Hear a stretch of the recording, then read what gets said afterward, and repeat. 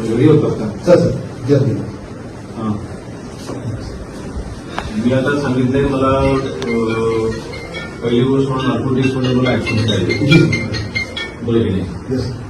आपल्याकडे स्कूल अकरावी कॉलेजेस आहेत, ड्रग्स जास्त आता हे एमडी असेल किंवा सगळ्या ह्या तरुणांमध्ये जास्त आहे, बरोबर की नाही? आता क्रिसमस आहे, 31 आहे, त्याच्यामध्ये ज्या काही पार्ट्या चालतात स्ट्रिक्ट ऍक्शन घ्या.